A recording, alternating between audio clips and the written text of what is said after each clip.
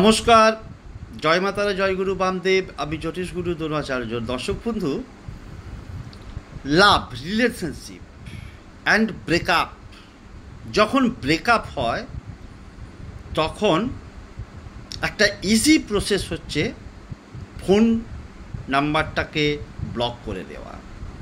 তাই যাদের phone number block করে দিয়েছে, ফোন করতে পারছো না, সারাক্ষণ হা হুতাশ করে যাচ্ছ আর মনে মনে ভাবছো কখন তোমার বাজবে টেলিফোন।